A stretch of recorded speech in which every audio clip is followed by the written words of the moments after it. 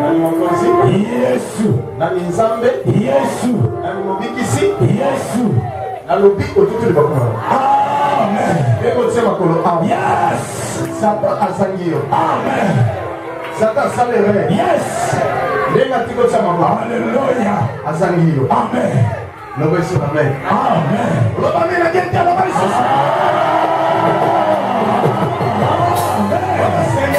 yes kolo comme toi Seigneur alliance lokola yo il y a personne qui est comme toi eza mutu moko ndaza lokola yo ozaka se moko sauveur oyo mobikisi Dieu le médecin par excellence ozali monganga ya baminganga Dieu le seul espoir ozali elikaka se moko oyo ya bomoi naza l'espoir de même elike ya mema l'espoir de paix le elike kobakisa mosika mpe pembeni l'espoir de l'humanité elike mokili mobimba ezali lokola tikanga na kumisala tikanga na kumakala o yesu olonanga apesi yo mato onako Yesu Yesu olonanga apesi yo mato onako batela yo batela oluderinga etima na mbula oyo ambuna nanga bidimo bate oluderinga etima na mbula oyo nabambuna nanga bidimo bate nadina mokili oyo sakela ngai ayebi kokombola motelokola ye nadina mokili oyo sakela ngai ayebi koleisa motolokola ye nadina mokili oyo zambela ngai ayebi kolakisa motolokola ye ata moko te yawe ata moko te zambela mbula ata moko te yawe ata moko te zambela mbula olumbelinga etuba ya mbula oyo na bangula yanga biliko mabe olumbelinga etuba ya mbula oyo na bangula yanga biliko mabe nalina mokili oyo zambela ngai ayebi kokambola moto lokola ye nalina mokili oyo zambela ngai ayebi kobalisa moto lokola ye nalina mokili oyo zambela ngai ayebi kobotisa moto lokola ye ata moko te yawe ata moko te zambela mbula ata moko te yawe ata moko te zambela mbula olundelinga etuba na mbula oyo na banguna nanga bilimo mabe olundelinga etuba na mbula oyo na banguna nanga bilimo mabe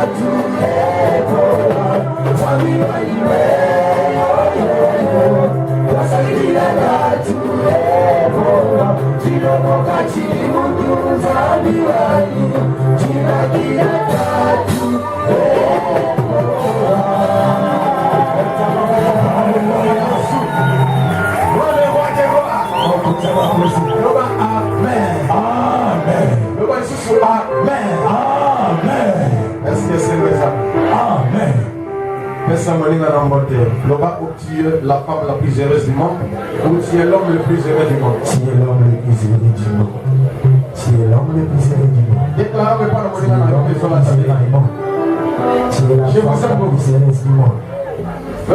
Amen. Et Dieu vous aime aussi. Zama les dit bien. Mais dis-moi, aujourd'hui, c'est un culte spécial. Parce que les amis, mais un animal vraiment spécial. Alléluia. Amen. L'animal comme ça. Yesu. On a reçu des visiteurs. To yabi bapaya. Peut-être que c'est la première fois. Esaïe. Peu bala liboso. Mais dis-moi, Kasi. Basali Banata. Amen. Le roi Amen. Amen. Moi, ça m'a pas yardé. Yes. Le roi Amen. Amen. Est-ce que vous êtes payé? Amen. Vous êtes payé? Allez, ça me sonne la volée. Amen. Est-ce que vous êtes payé pour y aller? Amen. Yes. Ça te représente par moi sur la cima. Amen. L'orateur, on va le présenter. Mon Dieu, et c'est qu'il t'a présenté une paille. C'est mon ami. Azali Molinana. Il vient de la Belgique. A où la Belgique? C'est un prophète. Azali Mosakoli. Le prophète David. Mosakoli. David. David Ngoy. David Ngoy. Dieu gracias. Oh. Alléluia. Alléluia. Amen. Jésus-Christ qui est apparu. Yesu Masia wa Bimeli. Il est apparu aussi. Abimeli yepe. Alléluia. Amen. C'est le roi de Dieu. Azali yepakola Vous ensemble. voulez l'écouter? Molingo kaye. Vous êtes dans la joie. Bozana esero. Vous l'écoutez? Ona koya kaye. Mokola. Alléluia. Alléluia dans l'assemblée. Amen. Vous voulez comme au Sakoli. Amen. Moi je suis évangéliste. Là il a ça au C'est un prophète. Il y a ça au Sakoli. Mais la Belgique, vous n'avez Yes. Yes, à Bimeli. Alléluia. Yes. Est-ce que ça lui soupe? Que Est-ce que ça va bien? papa. Ah, ça fait papa la bio. Amen. Donc, son lien de Belgique. Vous avez ça pour l'aider. Yes. Même Mokonzi. Yes. Je sais qu'on va présenter les gens. Mais bien que tu as fait pas de missus. Mais comme c'est lui le raté. Parce que les gars ont à monter. Est-ce que vous voulez dire que vous avez Amen. Dans notre son Yes. frère de Dieu. Le prophète David. Aïe aïe aïe. Yes.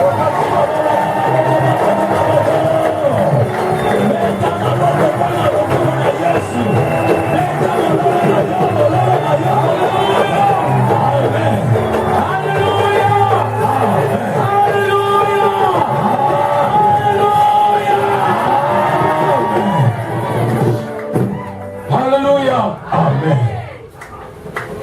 Bon, j'espère que tu vas savoir m'aider à parler là. Nayebi okoyeba na kosungana na koloba. Nayebi oloba lingala ma. Biloko eza na université biso.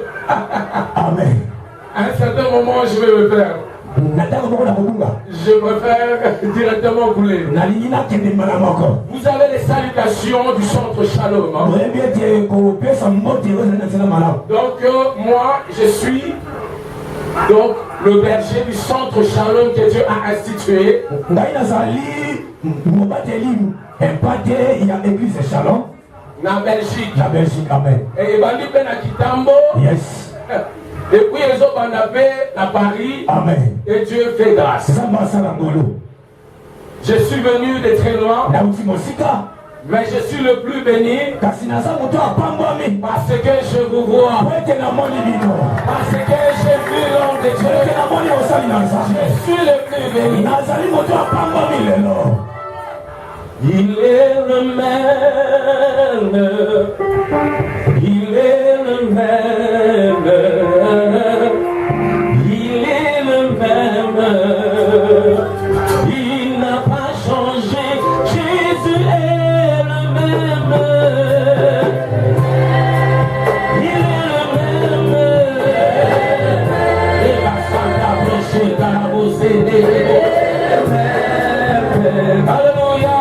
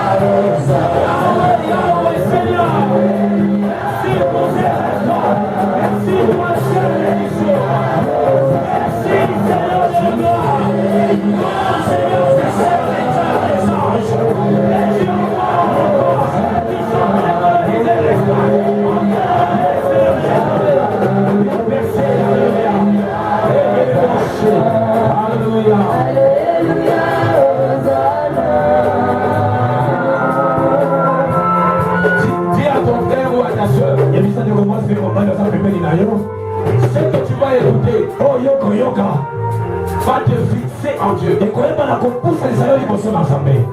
que tu vas écouter, oh yoko yoka, ça va te fixer en Dieu. Le problème est seulement, Dieu peut te visiter, mais maintenant on doit chercher que Dieu demeure. Après la visitation, je trouve la demeure. La demeure elle est permanente. La demeure elle est permanente. Ça va visiter. Yes. Mais il y a des choses qui sont ratées. Amen. Mais comment la demeure? Yes, la demeure. Yes, Vanda. Si la demeure. Après la visitation, si ma visitation, tu restes avec moi. Reste avec moi. Amen. Amen. On peut s'asseoir.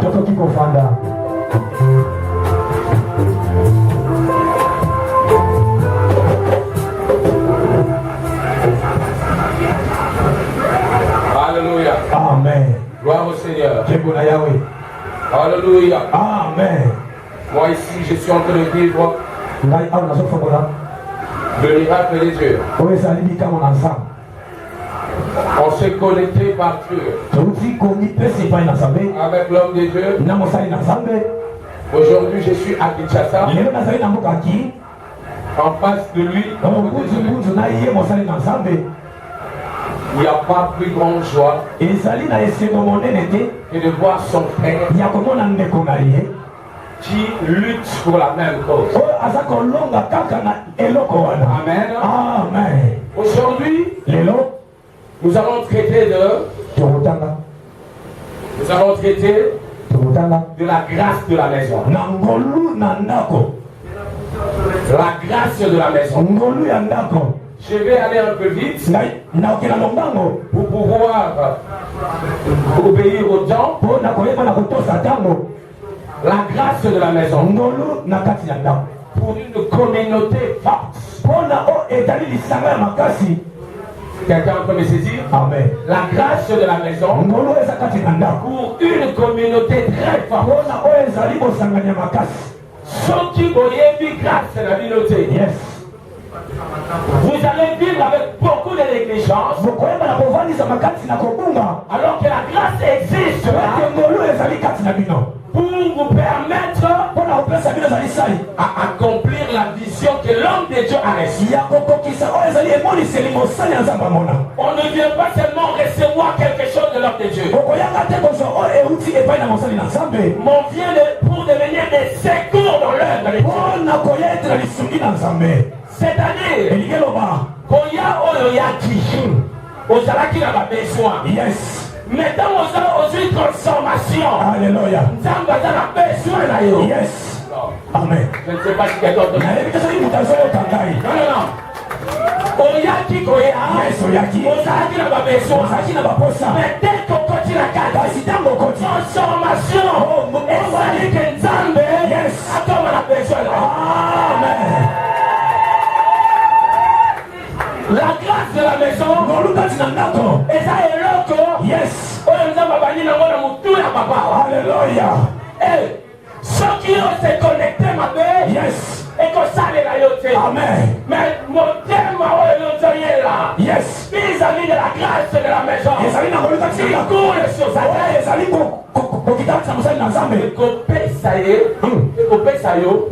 La même intensité qui se trouve. Amen. Amen. Beaucoup de fois, nous sommes dans la stabilité spirituelle. Pourquoi? Parce que ton limite vivre ensemble hors principe. Yes, yes, amen. Dieu est un Dieu de principe. Dieu est un Dieu de principe. Le principe produit les effets. Tu obéis au principe. Tu découvres les effets. La grâce de la maison. Chaque église locale a une grâce spécifique de la part de Dieu que l'on appelle la grâce de la maison. Qu'est-ce que c'est que la grâce de la maison? La grâce de la maison est un ADN, une identité attachée à une communauté en commençant par le visionnaire jusqu'au peuple de Dieu. Hello? Hello? Hello? Hello? Hello? Hello? Est-ce qu'on est en train de comprendre ces choses? Est-ce qu'on est en train de comprendre ces choses? Amen. Le non-respect de ce principe te privera de la grâce. Non, quelqu'un. De toute façon, c'est mon père. Ceux dans le vie m'avaient beaucoup gagné là. Yes. Non, on a eu beaucoup gagné. Amen. Oh mon Dieu. Voilà pourquoi la Bible déclare que l'huile commence par la tête. Non. L'huile ne commence pas par la tête d'un frère. Dès que l'huile commence de la tête d'Aaron,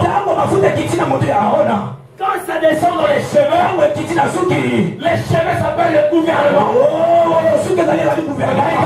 Alléluia. My God. Les cheveux c'est le gouvernement. Pas collaborateur. Yes. Les cheveux. Les cheveux. Les cheveux. Et Bandiawa. Yes. Awa. Gouvernement. Yes. Awa. Gouvernement. Yes. Bilamba Banyo Simayo. Yes. Bilamba Esayo. Alléluia. Bilamba Esayo. Alléluia. La même nature, il y a onction et ça awa. C'est la même nature de l'onction. Alléluia. Mon Dieu. Voilà pourquoi il n'est pas mauvais. Si tu as un papa qui va de pouvoir dire le Dieu de mon père. Ce qui t'a yes. Dieu agira. Parce que Dieu connecte ta prière à son entier. Est-ce que quelqu'un peut me saisir? Est-ce que quelqu'un peut me saisir? Alléluia. Amen. La grâce qui est sur l'homme jusqu'au peuple gardera toujours la même intensité. Ça ne sera pas plus fort ici qu'ici. Pourquoi? Parce que ça doit faire de toi une femme capable. Ça doit faire de toi un homme capable. Toi qui es dans ta famille, tu avais perdu. La grâce transgénérationnelle. La grâce transgénérationnelle. Et là, quand Jacob a joué, yes. Dans la buntina ange, yes. Alléluia. Zamba changea du combat Jacob. Amen. Parce que Jacob a bouni ce qui m'a cassé à Mobali. Amen. On Zamba fait ça qui par rapport à onction là. Yes. Mais dès que Jacob a commis Israël. Parce qu'il va faire ça qui est sous comme on a balaté. Amen. Mais Jacob a eu la responsabilité là. Yes. Parce que la grâce a rendu Jacob capable. Alléluia. Est-ce que quelqu'un peut me saisir?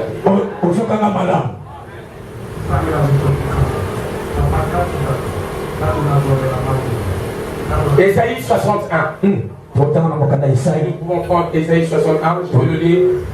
Question de temps. Ésaïe 61. Lève-toi, sois éclairé. Car ta lumière arrive. Le reste là, vous allez le lire pour vous. Ce qui me concerne ici, c'est ici. Lève-toi, sois éclairé. Quand ta lumière arrive. Alors, tu as un problème, on a 4 ans. Lève-toi, sois éclairé. Alors que la lumière n'a pas été. Parce qu'on dit, lève-toi, sois éclairé. Quand ta lumière arrive. La moindre des choses, c'est j'attends la lumière et je serai éclairé. Mais comment est-ce qu'on me dit lève-toi? Sois éclairé car.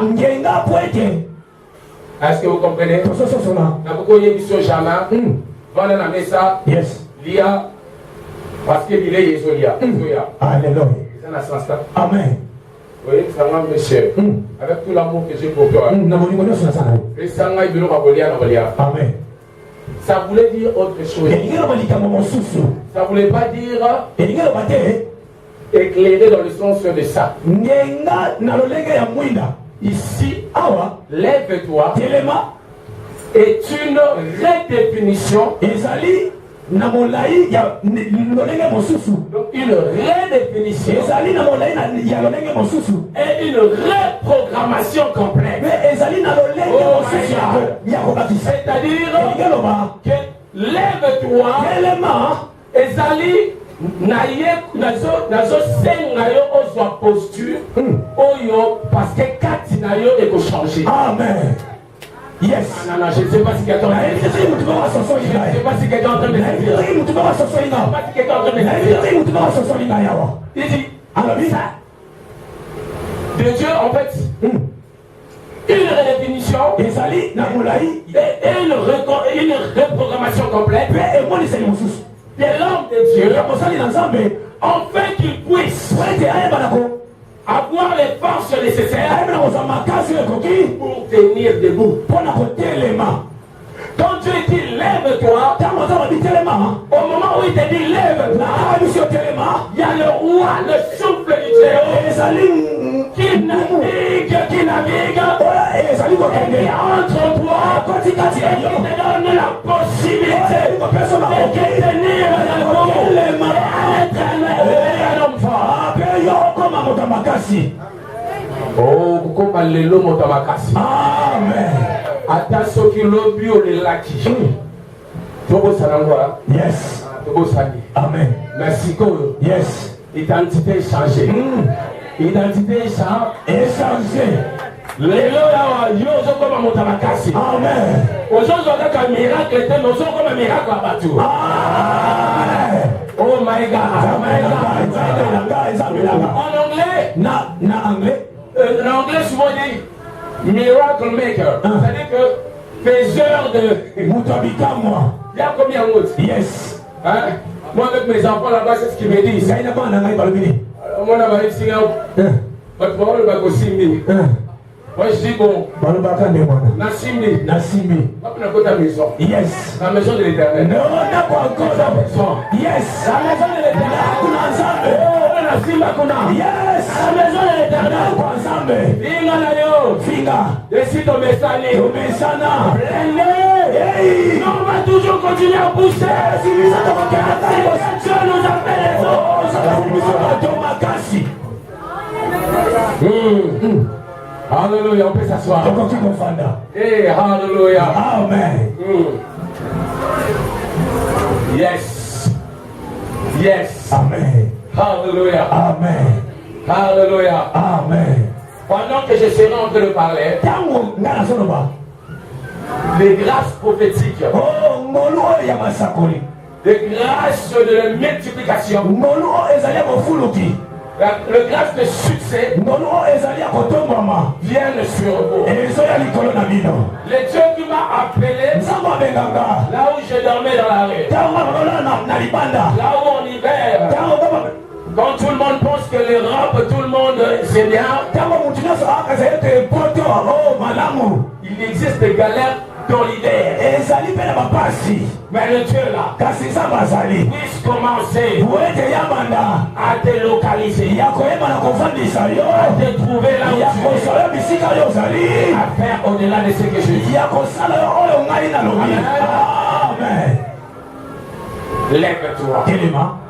Être debout. Côté téléma. Est sa première condition. Et Sali moti la ville ya liboso. Aucun homme de Dieu ne peut pas être efficace dans une communauté. Ce qui est bon à ta dérouté. Debout. C'est ça ma condition. Marcher dans la droiture. Dans la crainte de Dieu. Fouiller le péché. Savoir résister et repousser la corruption. Yes! Il faut développer capacité de dire non. Si c'est pour trahir Dieu, c'est ça être debout. Amen. Amen. Amen. Amen. C'est difficile. Hein? Je dis à mes enfants qui sont là. Avec ça qui va ceux qui n'ont pas droit humain.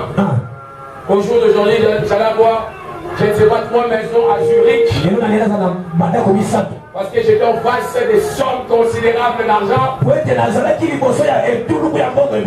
autres prophétisez quand vie est au pouvoir. Yes. Que je n'ai que de la jeunesse sur mon apparence. Non, mais j'ai l'âge du Saint-Esprit. Je suis né du Saint-Esprit. Donc j'ai l'âge du Saint-Esprit. Au niveau de l'acte de naissance, tout n'est ensemble et Amen. Yes. Et les gens me posaient la question. Comment ça se fait? Très jeune comme ça. À l'époque, ça commençait très tôt. Elle était moi, la maman Kelly. Et donc, ça m'a mis témoin. Témoin. Elle est là, elle veut vous dire. À mon anga, de l'époque où j'étais entouré de jeunes filles en train de faire le beau. Elle a Sukiawa. Boucle d'oreille. En train de parler comme ça. Je marchais comme ça. Ouais, c'est la jeunesse. Mais dès que Dieu m'a pris, j'ai commencé à me balader dans la ville de la lumière là-haut. J'ai trouvé les gens qui ont la parole. Donc, à 6 heures. Midi. Yes. De 6 heures à midi. Yes. Yes. Toute la ville est visitée. Au jour d'aujourd'hui. Tout ça là c'est du passé. Et je suis en train de te dire qu'il y a toutes choses à un temps. Et à Kolela, à Amen. Mais si il y a Kolela, yes. Tous autres divorcés. Amen. Parce que maintenant, qu'on est marié à venir. Amen. Nous sommes divorcés à Kolela. Donc, Kolela, yes. j'étais bien aimé. Tu m'as accompagné. Tu m'as même caressé la joue là. Tu coulais par là. Mais pardonne-moi. J'ai trouvé mieux. J'ai trouvé Jérémie 29. J'ai formulé pour vous.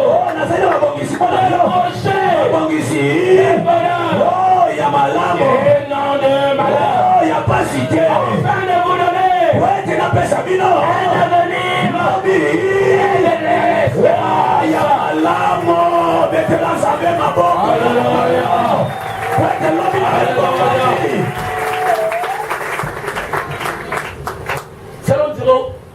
Salon zero yena mukirisika. Yes. Bosana kala. Moi, il y a des exercices que le Seigneur me donnait de faire. Osez de nouveau. Oui. Alors, donc, tous les gens qui m'avaient fait du mal, pardonnez. Dieu est juste et juste. Yo le gars n'a ikulusu. Là n'a le gars n'entamé. Mais yo le gars n'ikulusu. Alléluia. Toi parle à la croix. Où j'ai été justifié. Être debout. C'est de se détacher complètement de ce qui corrompt.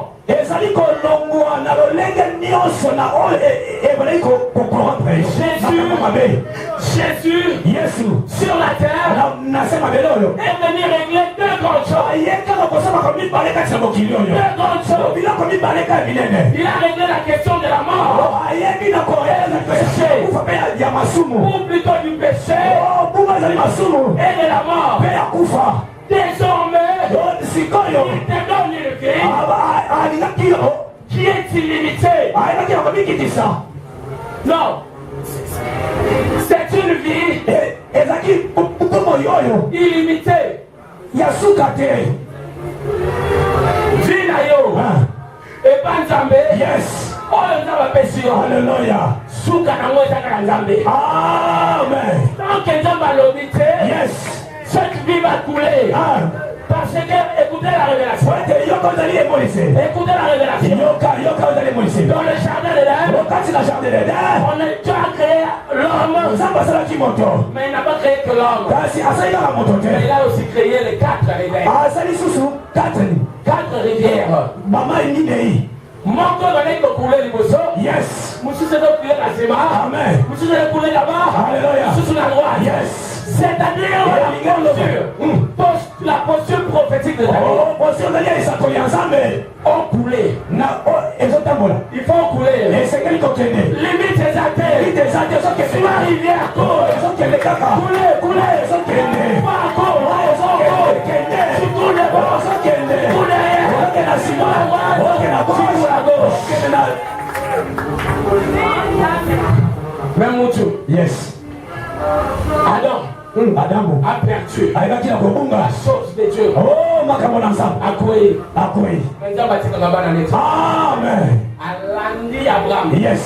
Alandi Abraham. Amen. Akangi Abraham. Yes. Alors Abraham, quitte le péché. Autrement dit, quitte l'autre.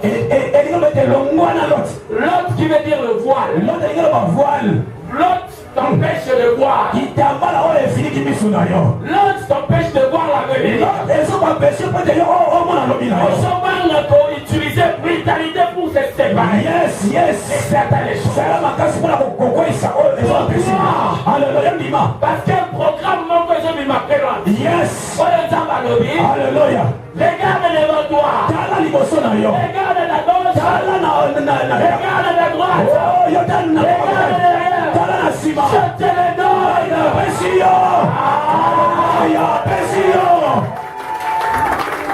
Mon Dieu. On le jardin. Yes. On l'a mis à Tiao. Yes. On peut s'en aller sur le papa Adam à Isaac. On a coulé le bosso. Alléluia. On a coulé la cima. Les sorciers, pour te contrôler, ils contrôlent les 4 points cardinaux. C'est pas grave. Amen. Est-ce que vous comprenez? Amen. Donc il faut contrôler. Yes. À contrôler nord na yo. Yes. Sud na yo. Est na yo. Ouest na yo. Voilà pourquoi quand tu bouges, tu peux que bouger au nord ou au sud ou à l'est ou à l'ouest. Mais maintenant je vais te dire une chose.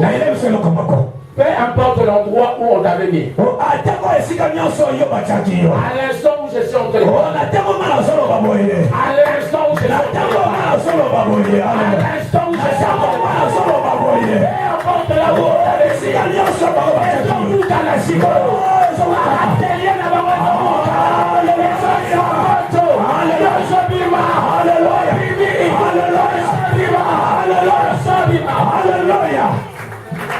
Alléluia. Amen. Alléluia. Amen. Alléluia. Amen. Alléluia. Alléluia. Là, ça là. Donc là, le prophétique là, il commence à... Et donc là, mais l'enseignement prophétique, Alléluia. Alléluia. Alléluia. Alléluia. Alléluia. Amen. Oh Seigneur.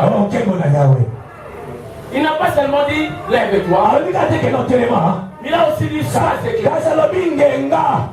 Sois éclairé. Sois éclairé. Veut dire prends conscience. Non, je ne sais pas si tu me sais.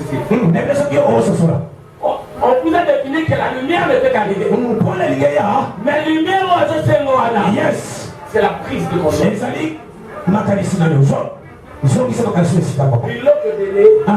Et c'est pas ça car. Ceux qui osent concentrer. Amen.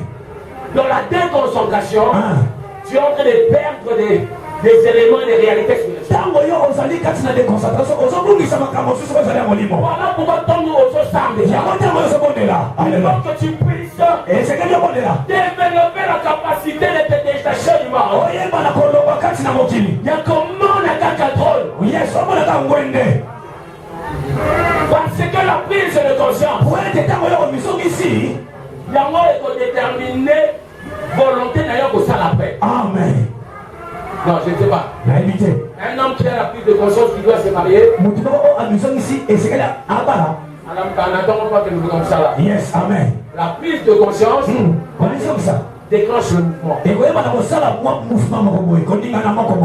Dieu a déjà fait. Dieu a déjà fait. Dieu mon père. Alléluia. Amen. Alléluia. Amen. Dieu a déjà fait. Déjà salé. Amen. Est-ce qu'on peut l'applaudir? Applaudissez prophétiquement. Prophétiquement, vous savez que Dieu va vous montrer maintenant dans les choses à venir par rapport à sa vie.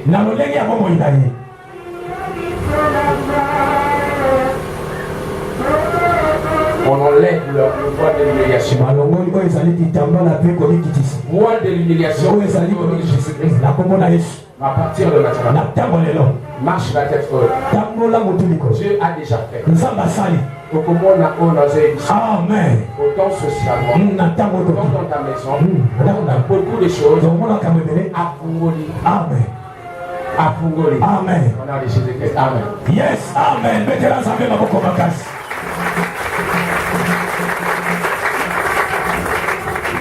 Alors, amen. Sois éclairé. Ça veut dire aussi la prise de conscience arrive quand le Saint-Esprit de Dieu réveille notre esprit. Réveille notre esprit. Dieu réveillait l'esprit des Zorobabel. C'est-à-dire pour que l'homme de Dieu bâtisse ce qu'il est en train de faire avec Dieu, Dieu réveilla son esprit. Dis avec moi, Seigneur Jésus. Dis avec moi, Seigneur Jésus. Seigneur Jésus. Réveille mon esprit. Réveille mon esprit. Réveille mon esprit. Réveille mon esprit. Ah. Yes. Dès que il y a des choses qui se passeront quand ton esprit sera réveillé. Yes. Quand un esprit est réveillé, Zorobabel commence à parler. Qui es-tu, mon temps? Yes. Mais la ligne dit ça qui parle. Alléluia. Aujourd'hui, dans la tsunami, Nalaki endormi. Alléluia, Nalalaki. Nazalaki endormi. Nalalaki. Maintenant, Tamba Fongolia. Alléluia. Il a réveillé mon esprit. La bouche mon limonanga. La boutique est là, mon tuté. Alléluia. Ramboko n'a pas s'en charger. Yes. Montagne. Mamba. Qui es-tu? Sanani. Démon Zorobabel. Tu seras brûlé. Tu seras brûlé. Yes. C'est pas que le Seigneur. Pour le moment, qui ne veut pas papa. Yes. Mais à grâce de la maison, et ça la gueule. Yes. On est qui ne va pas. Grâce à papa, il faut déjà. Yes, hallelujah. Si vous avez un Yes. on ne vient pas dans le bas. Le monde n'a pas passé la carte. Alléluia. Rappelle la Rossade. Amen. La Mouka. La Mouka. Réveille-toi. La Mouka. Sors d'entre les bras. Le Mouka, c'est la Mouka. Eh, moi, ça, c'est lui qui sait. C'est la grâce de la maison. C'est la grâce de la maison. C'est la grâce de la maison. C'est la grâce de la maison. Je suis de cette maison-là. Je suis de cette famille-là. C'est la grâce de la maison. Alléluia. Hey. Alléluia. Amen. Alléluia. Amen. Alléluia. Amen. Il n'y a pas seulement que ta lumière, que lève-toi, garde ta lumière. Et ça va dire que non, non, il n'y a pas que lève-toi et ça s'éclaire. Et ça va dire il y a aussi ta lumière arrive. Et là, sous pour les et Soya. Alléluia. Il y a aussi ta lumière arrive. Et ça peut sous pour les Soya. Azoya. Amen. Non, Azoya. Azoya. Non, ta lumière arrive. Azoya. Dis avec moi ma lumière. Ma lumière. Jésus-Christ. Jésus-Christ. Arrive. Arrive. Azotambola. Yes. À l'outil adresse. Alléluia. À GPS. Alléluia. À localiser déjà. Yes. Alléluia. Alléluia. C'est que ma lumière. Regardez. Avant tout don. Avant tout don. Le don. Voilà. Amen. Avant tout don. Un talent. Qui doivent accompagner le leadership. Yes, amen. Dieu se constitue lui-même le premier don de la vie de la vie. Donc il y a les bossons, il y a homme de Dieu. Yes. Et ça va donc au côté. Amen. Aïe aïe aïe aïe aïe aïe aïe aïe. Yes. Jésus. Alléluia. Jésus. Alléluia. Il ne te donne pas que les dons. Mais yes. Pour être sûr que pendant que tu marches, c'est lui qui a marché avec toi. Tu vas dans mon été. Alléluia. Mais hier, à mon yes. à Simbayo. Amen. À conduire. Amen. À fortifier. Amen. À révéler. Amen. À ouvrir la porte. Amen. À poser la question.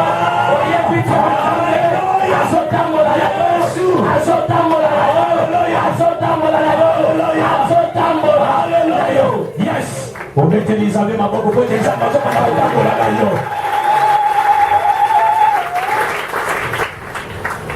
Le respect de ce que Dieu a mis dans l'homme de Dieu active le transfert du Dieu de sa vie pour qu'il devienne le Dieu de ta vie. Dieu est un Dieu d'alliance. Dieu n'est pas le Dieu de désordre. Il est le Dieu d'alliance. Et dans l'alliance de l'homme de Dieu, il y a des conditions pour entrer dans cette grâce. Si tu remplis les conditions qui sont résumées dans l'obéissance. L'esprit d'obéissance brise ta chair. La prise de ta chair. Ça déracine le mal en toi. Parce qu'à un certain moment, il fallait qu'à côté de ça, on va saigner au sang.